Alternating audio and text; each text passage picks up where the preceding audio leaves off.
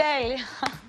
Άρα με καταλαβαίνετε. Δεν μπορώ να ξαμολυθώ και να αφήσω όλο αυτό τον εαυτό μου εδώ μέσα. Αλλά αν σε καταλαβαίνω. Κλείστε τις κάμερες. Κλείστε τις κάμερες να πω ότι έχω δει εξωγήινο. Πρέπει να έχουμε τηλέφωνο. Κλείστε να σας πω ότι έχω δει εξωγήινο. Αφού κάνω πλάκα, λέω θα έρθει καμιά μέρα, θα χτυπήσει την πόρτα η CIA και θα πει πάρτε την αυτή. Πάρτε ξέρει την πολλά. κοπέλα. Λέει πολλά. Λοιπόν, εγώ ιδανικά θα ήθελα ένα travel show.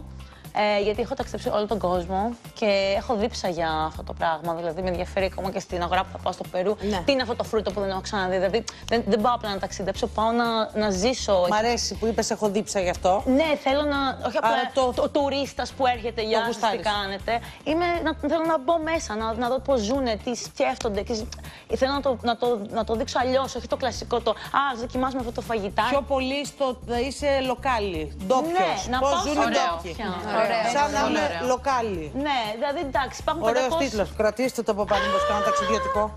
Όντως έχει διεξωγήινους. Αυτό είναι κάτι το οποίο με ενθουσιάζει πάρα πολύ και μου δημιουργεί πάρα πολλές απορίες. Σκοπεύω πραγματικά όταν φύγω από εδώ να επικοινωνήσω μαζί της, να δω αν θέλει να βγει ένα καφέ μαζί μου να συζητήσουμε. Γιατί εντάξει, δεν είναι πάρα πολλοί άνθρωποι που κάνουν τέτοιους ισχυρισμούς και όταν τους βρίσκω δεν θέλω να τους χάνω.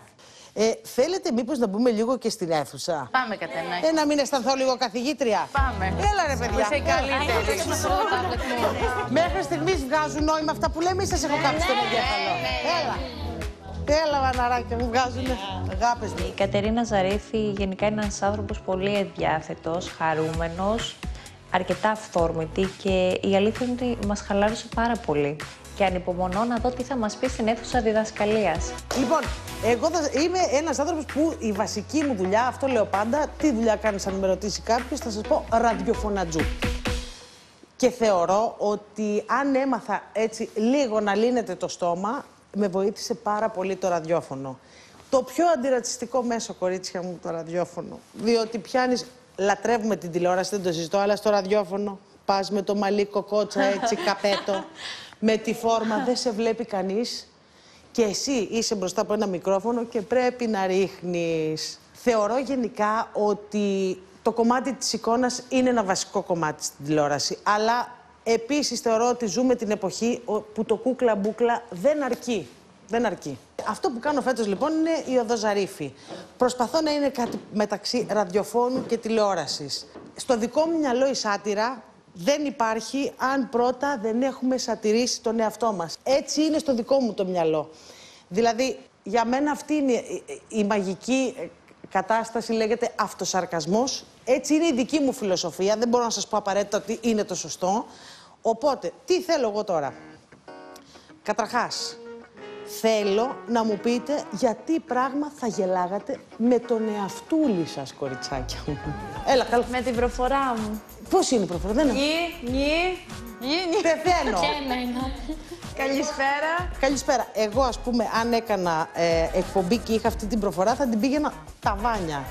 Στην πρώτη μου παρουσίαση το χρησιμοποίησα. Λέω καλησπέρα Πάτρα, καλησπέρα Ελλάδα. Το άκουσα, λιλιπούτι, οι καρναβαλιστές. Καλημέρα Πάτρα, καλημέρα Ελλάδα. Εντάξει, τι να κάνω, είμαι από την Πάτρα, λέω το νι και το λι, αφού είμαστε λιλιπούτι καρνιβαλιστές. Έχετε κάποιο πρόβλημα? Εγώ θα... με τι να γελάσω, με τις εκφράσεις μου? Με τίποτα, λέει, είμαι τέλειο. Όχι, όχι. Που δημιουργούν γέλιο, ναι, αυτά τα wow, με τρέλα, ολέ που λέω. Βλέπεις δηλαδή τον εαυτό σου και λες, τι κάισε κύριε σου, τι νούμερο? Γιατί το λες αυτό το πράγμα? Τι νούμερο είναι αυτό? Τι νούμερο είναι αυτό, εγώ να δεις, όταν βλέπω τις εκπομπές μου. Είμαι νούμερο, τι να κάνω, και είμαι και το νούμερο 5 συγκεκριμένα, δηλαδή ξέρω και ποιο νούμερο είμαι. Μερικές φορές, ας πούμε, μπορεί να κλαψουρίζω και αν περάσω δίπλα από καθρέφτη θα κοιταχτώ και λίγο να δω αν είμαι ωραία. Αυτά είναι εγώ, τώρα αυτά θέλω εγώ, τύπου εκεί που με χάλια περνάω και λέω πού σου κορίτσι. Και σταλιάρω. Να δω. Είμαι χάλια, περνάω από ένα καθρέφτη και πού σου μανάρι και φτιάχνομαι. Τρέλα, πεθαίνω. Εγώ πάλι με τις εκφράσεις μου, πιο πολύ γιατί μου το λένε ότι είμαι συνέχεια παίρνω κάτι εκφράσεις σαν καρτούν και με τις ατάκες που πετάω. Βασικά πιο πολύ γελάω με τον εαυτό μου όλη μέρα παρά με όλους τους υπόλοιπους. Γελάς, δηλαδή λες, αυτό που λέω εγώ γελάω με τη βλακεία μου μερικές φορές. Που λέω Χριστέ μου, τι βλακεία με δέρνει μερικές φορές. Δεν με νοιάζει καθόλου. Τριανταφυλλιά μου, σε κάποια κίνηση ίσως που έχω Μ' άρεσε κάνει. αυτό. Ναι, και αυτό. Ναι, το έχω και αυτό, να ξέρεις λίγο το έχω. Της πόζας, ναι. Γενικότερα, από την ώρα που μπήκα εδώ στο σπίτι του TV Queen, θέλω να γίνω μια διαφορετική τριανταφυλλιά, δηλαδή, ας πούμε, το λίγο πιο έντονο που είχα, λίγο να σπάσεις λίγο. Ακριβώς, αυτό και νομίζω... Λίγη τσαλάκα δεν έβλεψε ποτέ κανέναν. Γενικότερα όμως ήμουνα έντονη σε κινήσεις μου, λόγω του χορού μου, λόγω της θεατρικότητας, όλων αυτών των πραγμάτων και είναι λίγο, ξέρεις, λίγο... Είναι, θα σου πω, με το κομμάτι της θεατρικότητας μπλέκεις λίγο. Ναι. Το αν πρέπει να παίξεις την παρουσιάστρια ή αν θα πρέπει να γίνεις παρουσιάστρια. Ήρθα για να αλλάξω, δεν θέλω να μείνω στάσιμη. Δεν το πήρα σαν κάτι αρνητικό. Μία αυτοβελτίωση του εαυτού μου, ακούω τους καθηγητές μου και είναι και κάτι το οποίο συμφώνησε και η ίδια η Κατερίνα.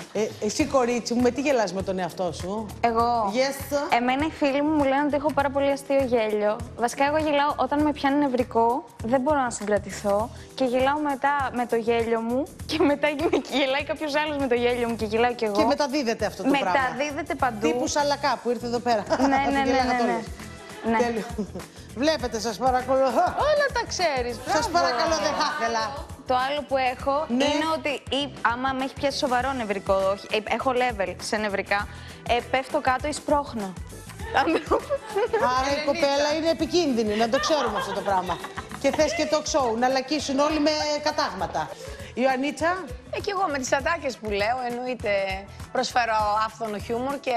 Προσφέρω άφθονο χιούμορ. Προσφέρω άφθονο χιούμορ ήταν διαφημιστικό δελφινάριο. Προσφέρω άφθονο χιούμορ. Άμα τι εμφανίσει. Ωραίο. Το να γελάμε με τον εαυτό μας είναι, νομίζω, το πιο και έξυπνο πράγμα που μπορούμε να κάνουμε, γιατί αντιλαμβανόμαστε τι πρέπει να διορθώσουμε. Θα μπορούσα άλλωστε να κάνω και το σεφερλί. Μου αρέσει πάρα πολύ γενικά έτσι να αυτοσαρκάζομαι, να χαμογελάω και εννοείται να λέω και άλλα πράγματα. Αναστασάκη.